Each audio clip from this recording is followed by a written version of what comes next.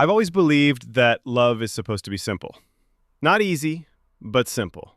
Clear in its direction, loud in its declaration. Love shouldn't whisper when it means something, but with him, it was always quiet, gentle, subtle. And yet, somehow, it screamed in the silence.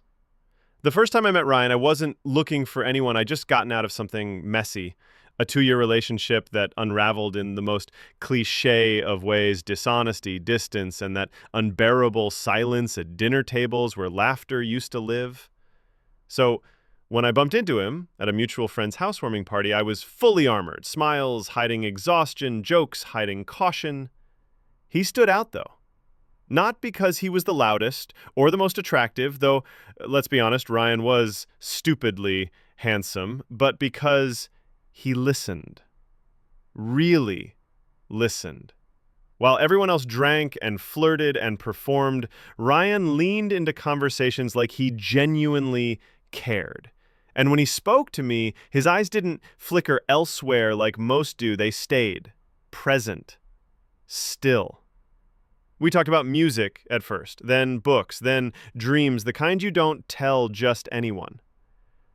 I should have seen it coming, that little pull in my chest, that ache for more, but I ignored it.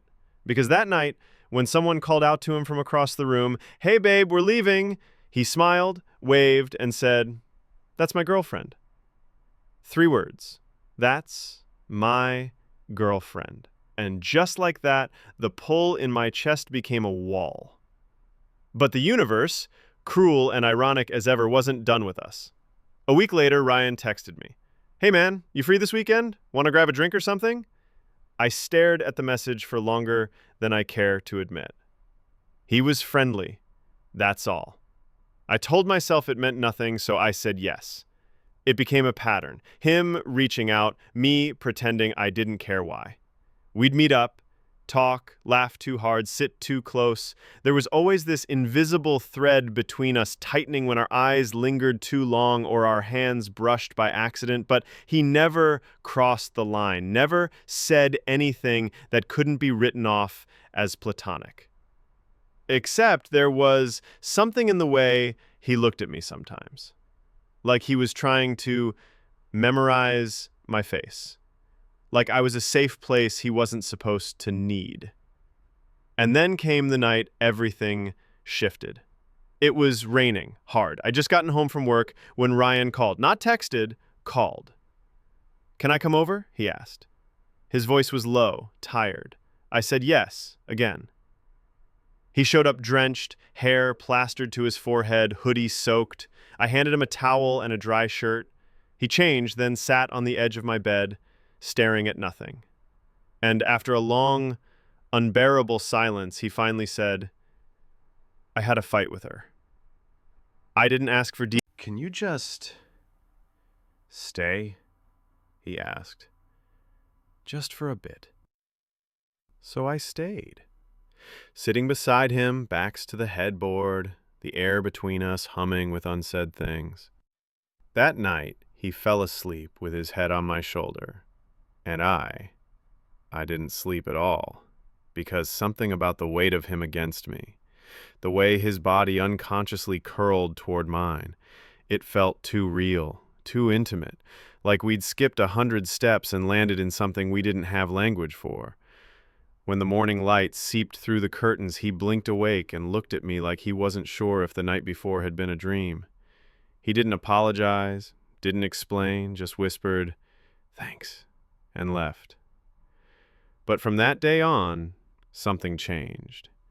He started coming over more often, sometimes late at night, sometimes without a reason. We never kissed, never touched more than a hand on a knee or a head resting on a shoulder. But somehow, those moments felt more naked than anything I'd experienced before. I told myself I could handle it, that I could be his friend, that I wouldn't fall. But of course I did. And every time he held me, I pretended it didn't mean something. Every time he smiled that sad smile before heading back to her, I convinced myself I wasn't waiting for him to choose me. But God, I was. There's a special kind of heartbreak in being the person someone turns to for comfort, when you know they'll never turn to you for love. Ryan never talked much about his relationship, not directly, but the cracks showed, tiny fissures in his voice when he mentioned her, moments of hesitation when I asked how things were going. I could see the exhaustion in his eyes sometimes, and I wanted to ask, why stay? Why keep going back to someone who doesn't see you the way I do? But I didn't, because he wasn't mine to question. I was just the arms he borrowed when the world got too heavy. Still, our nights together became a ritual. He'd show up after midnight, usually with no warning. Sometimes he'd bring food, other times just silence. We'd lie in my bed, fully clothed, no space between us, his head on my chest, my arm around his waist, the steady rhythm of his breath syncing with mine. It was never sexual, not in the way most people think, but it was the most intimate thing I've ever experienced, and it broke me a little more each time. Because when you love someone like that, when you hold their fears and quiet dreams in your arms, you start to believe, even if just for a moment, that it means something, that it has to mean something. I started noticing the way he looked at me when he thought I wasn't watching, the way his fingers would gently trace patterns on my skin while we talked, the way he'd sometimes start to say something, then stop, like he was standing at the edge of a cliff, unsure if the fall was worth it. We were lying side by side, the city lights bleeding through the blinds. His hand was resting on my chest, and I asked, barely above a whisper, "Do you ever wish things were different?" He didn't answer right away, just stared at the ceiling like the truth might be written there. Then he said, "Every day." And that was the closest he ever came to admitting it. But wishing wasn't choosing, and he always chose her. I tried to pull away after that, told him I needed space, that I couldn't keep pretending I didn't care. He didn't fight it, just nodded, swallowed hard, and said he understood. I didn't see him for 2 months. They were the longest months of my life. I tried dating, forced myself to go out, to flirt, to forget. But no one felt like him. No one made me laugh like he did. No one made me feel safe just by being near. Then, on a quiet Tuesday night, my phone lit up. It was him. "Ryan, you home?"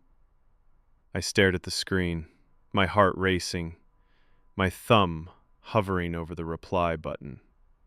Me. "Yeah." 10 minutes later, he was at my door. He looked thinner, tired, like the weight of his own indecision had started eating away at him.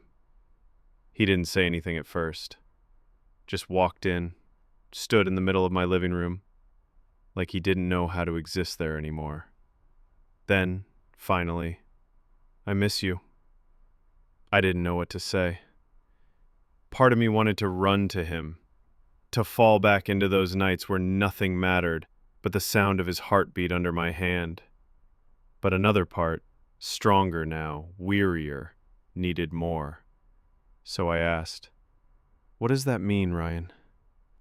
He looked at me then, really looked, and I saw it, all of it. The love, the fear, the guilt, the war inside him. And he said, "It means I don't know how to stop needing you, even when I know I shouldn't." I wanted to scream. To tell him that love wasn't supposed to be this complicated, that you don't fall asleep in someone's arms every night and then choose someone else every morning. But I didn't, because I also knew what it was like to be afraid, to want something so badly it terrified you, to feel like choosing it would mean losing everything else. So instead, I said, "Then don't come here just to fall asleep anymore. If you need me, mean it." He stood there for a long time, silent, still. Then he turned and walked out. That night, I cried. Not because he left, but because, for the first time, I had finally chosen myself. It didn't come all at once. Grief rarely does. It came in moments, small, almost invisible victories. Like being able to lie in my bed and not picture his body beside mine. Like making coffee in the morning without hoping to see a text from him. Like laughing, really laughing, with a friend and not feeling guilty that it wasn't him making me smile. But healing isn't linear. It's a storm you survive, more than a wound that just scabs over. And every now and then, something would trigger a memory. A certain song, the smell of rain, the feeling of flannel sheets. And I'd feel it all again. That ache. That longing. That quiet devastation of knowing I was never really chosen. A few weeks later, I ran into him. It was unplanned, of course. Isn't it always? I was grabbing coffee at our usual place, the one with the cracked leather booths and the terrible indie playlist we always made fun of. And there he was, standing in line, alone. When he saw me, he smiled, hesitant, careful, like he didn't know which version of me he was going to get. I almost walked away. But instead I nodded, said, "Hey." He stepped closer, like he wasn't sure he was allowed to. "Hey," he echoed. "You look good." I wanted to say, I had to, I didn't have a choice. But instead I just smiled back and said, "Thanks." We didn't talk long, just small things. Work, life, the weather. He mentioned they were still together, him and her, and I nodded like it didn't sting, like I hadn't once hoped he'd show up saying he'd left her for me. But then he said something I wasn't expecting.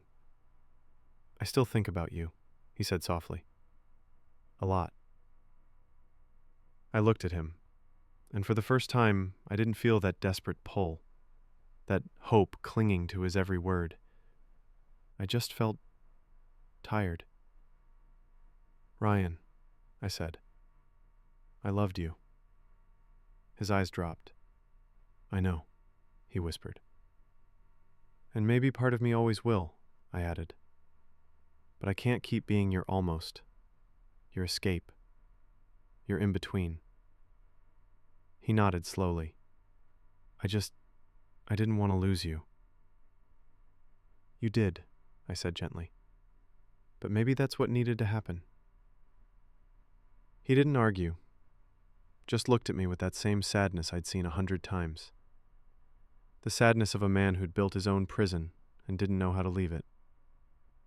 We said goodbye. And that time, I knew it was real. Months passed, and life, as it always does, moved on. I started focusing on myself, my passions, my friendships. I even met someone new. Just with a quiet ache for the boy who held me while his heart belonged to someone else, and a deep gratitude for the lesson he left behind. That love isn't real if it only lives in stolen moments. It's real when it shows up, when it stays, when it chooses you back. The truth is, I used to romanticize the pain. I mistook his arms around me for love, when really they were shelter, temporary, warm, and inevitably fleeting. I mistook the way he looked at me in the dark for clarity, but it was always confusion, his and mine. And I mistook the fact that he needed me for proof that he wanted me. But love isn't just about need. It's about choice. And he never chose me. Not fully, not openly, not when it counted. I've spent a long time unpacking that, wondering if I could have done something different, if I should have fought harder, spoken louder, pulled away sooner. But in the end, the lesson was never about what I could have done for him. It was about what I needed to do for me. Because I deserved more than the half-light we lived in. More than nights spent wondering if I was just a comfort until things with her got better. More than holding someone who would never hold me with both hands. I deserved to be someone's daylight, not their detour. Eli taught me that. He's not flashy. He doesn't come with chaos or question marks. But when he smiles at me, I don't wonder what he's hiding. When he reaches for my hand in public, I don't flinch. I don't check over my shoulder. I don't brace for the goodbye. And sometimes that simplicity scares me more than all the complexity I had with Ryan ever did. Because it's real, it's solid, and it asks me to be present, not just patient. It's strange, learning how to accept love after so long being its shadow. With Ryan, everything was a maybe, a pause, a hesitation. With Eli, it's just yes, and yet a small part of me will always live in that space Ryan created, that narrow slice of time where we were almost something, where I held him like he was mine and believed, even for a breath, that he could be. That part of me doesn't hate him. It misses him sometimes, not in the way that aches anymore, but in the way you miss the feeling of an old song, familiar, nostalgic, wrapped in too many memories to fully forget. But I don't live in that memory anymore. I live here now, in a space where love is given, not borrowed, where arms hold me not just because it's safe, but because it's right. Sometimes, at night, when Eli wraps himself around me, there's still that flicker, that echo of the past. That thought, this is what I always wanted. But now, it's not haunted. It's not bittersweet. It's just whole. You are worthy of a love that arrives, a love that doesn't flinch or falter, a love that doesn't ask you to settle for almost. Don't wait for someone to figure it out. Don't wait for someone who can't say your name in the daylight, because someone out there is already looking for you with open arms, and not because they're running from something else, but because they're running toward you.